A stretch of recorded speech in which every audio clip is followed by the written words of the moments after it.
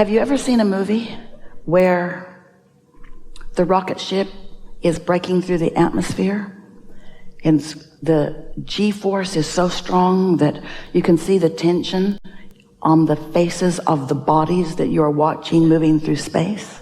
Their eyes look like they're going to bulge out and their head looks like it's going to explode, and you can tell that they can hardly stand it, and then all of a sudden they break through, and then the relief of that tension is no longer there.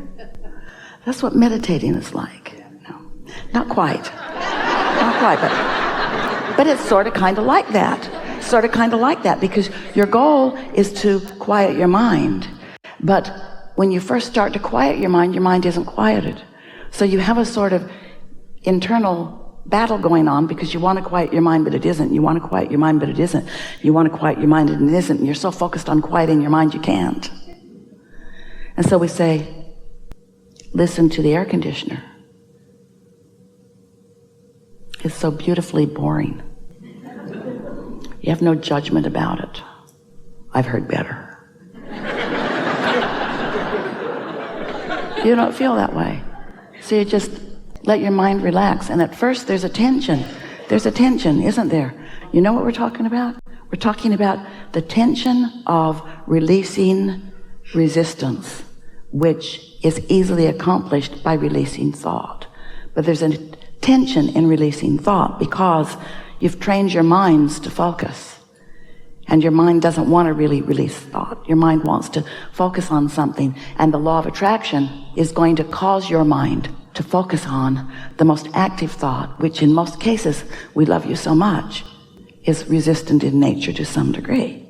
So when you meditate, you got to focus on something and let that tension be there because it's natural, but just keep focusing until you break through the atmosphere. You will. And when you do, sweet relief will come over you. That's a state of non-resistance. And when you do that, we're talking about 15 or 20 minutes to get there. When you do that, now everything in your vortex you are allowing, but we don't want you to think about it. We want you to just sit in that relief, in that release, in that absence of resistance, and know, but don't know it so much that you're thinking. Just know that what's in your vortex is now calling you, and there's no resistance in you. So you're going. And as you go, now a thought will occur to you, an impulse will occur to you. And when it comes, think about that.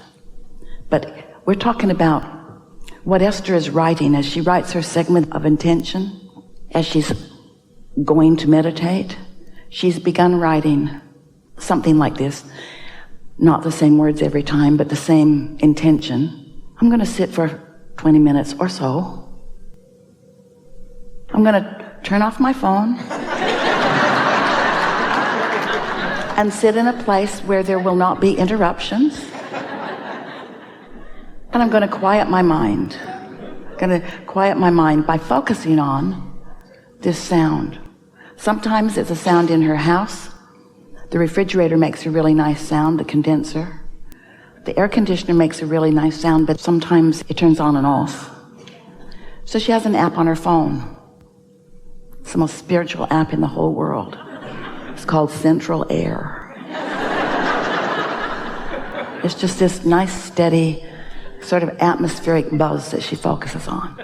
Her statement of intention is, I'm going to focus on this sound of silence, so to speak, this sound, and I'm going to allow my vibration to rise. And then this is the key word that she has just discovered recently, and this is everything that we're leading up to with you. And then I'm going to watch the movie if it happens. I'm going to watch the movie if it happens. Not, I'm going to create a movie. Not, I'm going to take this issue and I'm going to work it over good. Because that's a reintroduction of the resistances she is talking about letting go of.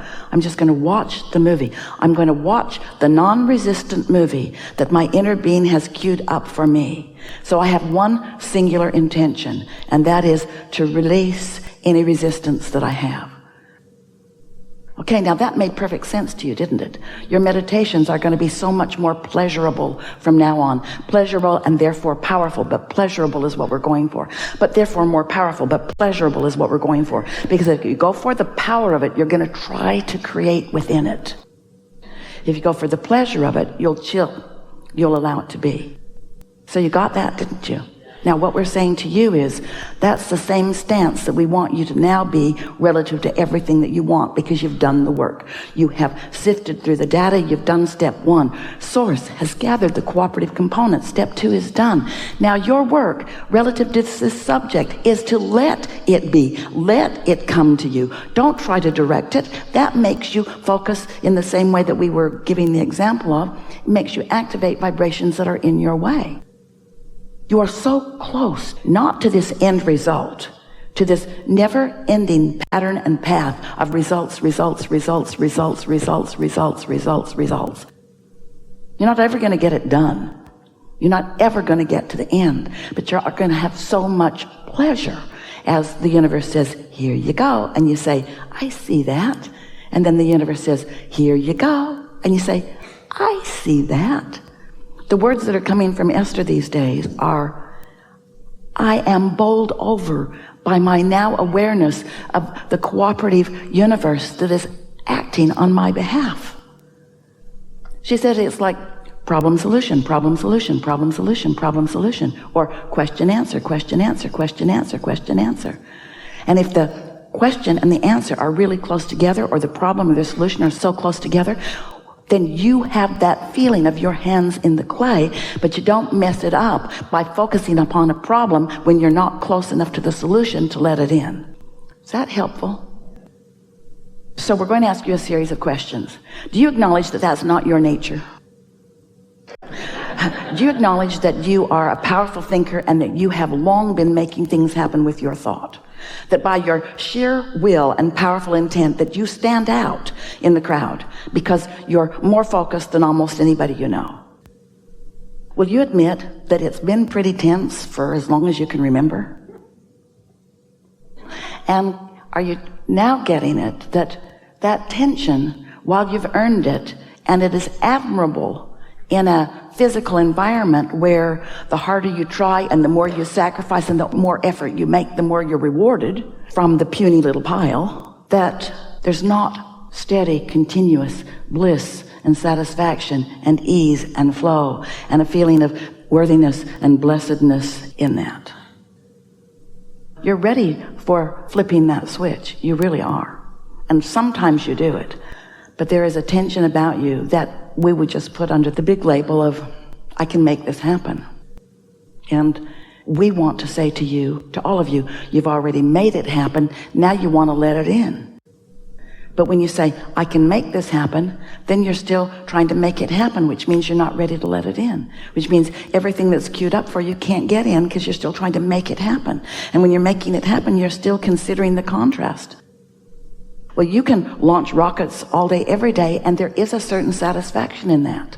But, compared to getting in this flow of divine intervention, divine cooperation, where all that is, who knows everything that you desire and all of the reasons behind it, and where every piece of satisfaction is. Did you notice?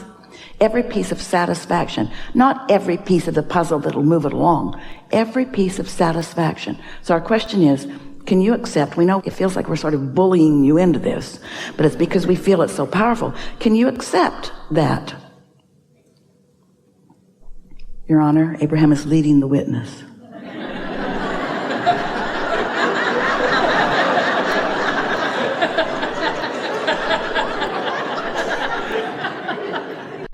Can you accept that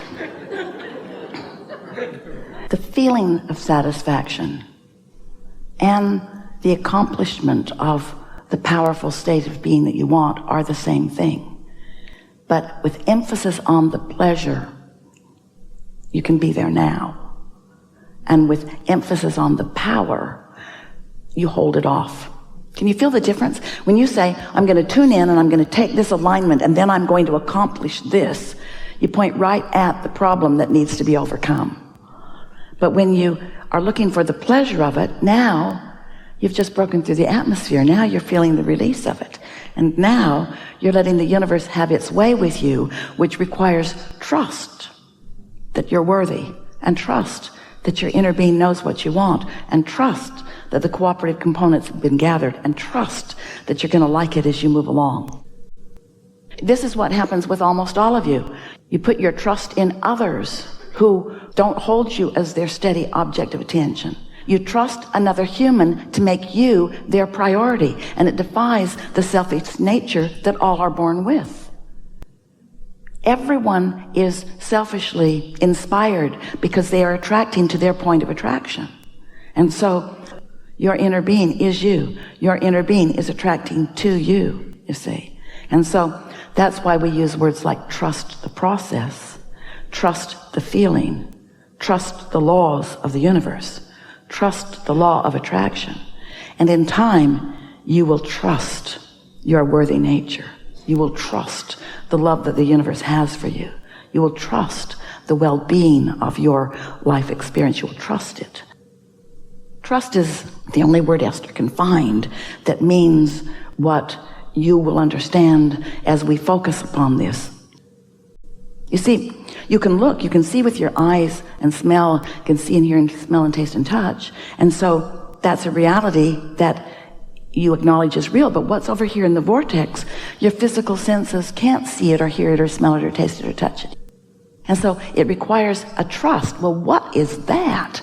Abraham, you're asking me to now blindly not look and not see and not hear and not smell and not taste and not touch. You're asking me to not use any of the resources that I am comfortable in using and to look somewhere where I can't see it. Just take your word for it that it's over there. And we say, that's why we use the word trust. But in a little while, it won't be a stretch to trust it because you'll identify the feeling of love when it's there. The feeling of confidence. You'll come to rely or trust the emotions. So we've been appealing to your logic, and we want to help you combine with you. And as we explain to you the way the laws of the universe work, and then we speak to you about things that you can feel. Like when we were talking about meditation, a lot of you got that. When we're talking about the feeling of release, you get that. When we're talking about moving towards something that feels good rather than away from what you want, which always feels bad, you don't have to trust your emotions. You understand that. You understand the difference between the way loving someone feels and the way hating someone feels. Have you ever, a same person, it's someone you know and you say you love them in your life experience. I love this person, but you're talking smack about them. Do you know what talking smack about them feels like? Just facing reality, we know. You know what talking smack about them feels like? And you know what a genuine appreciation of them in a moment feels like? Do you know the feeling of goosebumps that sort of comes over you when you get focused upon something in alignment with your inner being? This isn't trust. This is stuff you know. Your guidance system works and you know it. So we're just asking you to trust that when it feels good, it is, and when it doesn't feel good, it isn't. That when it feels good, you're moving in the direction of who you really are and what you want and what you've expanded to. And when it doesn't feel good, you're not. So it doesn't require trust in the sense that you're flying blind. Not at all. Instead, you've got guidance within you that is letting you know, this feels good, you see. Life is supposed to feel good to you. It is supposed to feel good to you. In every moment, it is supposed to feel good to you. Feel how far you've come in understanding just in this brief time that we've been together. Just take it easy and don't try so hard and don't feel like you need to sacrifice. Just feel that you are already blessed as best you can, and notice the things that the universe does out of sheer love and appreciation of you. And before you know it, you'll just be in that place mostly. There is so much love here for you, and for now, we are complete.